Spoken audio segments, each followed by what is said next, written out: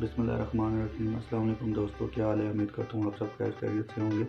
آج اس بیماری کا ذکر میں آپ سے کروں گا، وہ عام نوجوانوں کی بیماری ہے، نوجوانوں میں بہت زیادہ پائی جاتی ہے اور نوجوان اس سے بہت زیادہ پریشان بھی ہوتے ہیں۔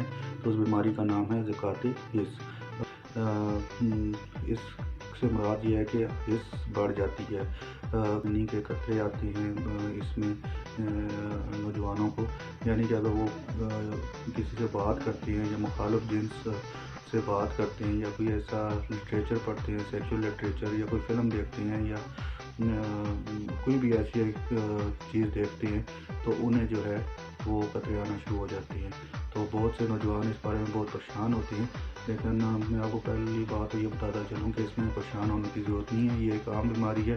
ہاں، لیکن اگر یہ زیادہ ہو جائے، یہ ہے کہ جسمانی کمزوری آپ کو ہو جائے گی اور چکر آنا وغیرہ جو ہے نا اس میں شامل ہوتا ہے۔ تو اس سے بچا کس طرح جا سکتا ہے؟ اس سے بچنے کا یہ طریقہ ہے کہ آپ اپنی 5 وقت کی نماز ادا کریں، باوضو رہیں، اور یہ ہے کہ ایسی چیزوں سے، ایسے لٹریچر سے، ایسی چیزوں سے پرہیز کریں اور دور رہیں۔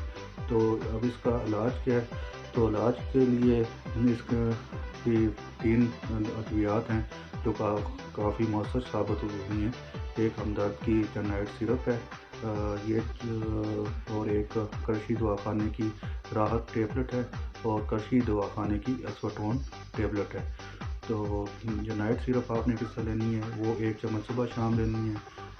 راحت ٹیبلٹ 2 گولیاں صبح 2 شام، اور جو اسوٹون ٹیبلٹ ہے وہ آپ نے 2 گولی صبح 2 شام لینی ہے۔ پرہیز اس میں کس چیز کا کرنا ہے؟ پرہیز آپ نے جو گرم غذائیں ہیں، جس طرح مچھلی ہو گئی، انڈا ہو گیا، جس طرح مرغن قسم کے کھانے ہو گئے، اور چائے جو ہے یہ سے پرہیز کرنا ہے۔ سبزیاں زیادہ استعمال کریں، پھل فروٹ زیادہ استعمال کریں، اور سب سے بڑی بات جو میں نے آپ کو بتائی ہے کہ اس طرح کی ایکٹیویٹیز سے دور رہیں جس میں سیکشول کوئی عنصر پایا جائے۔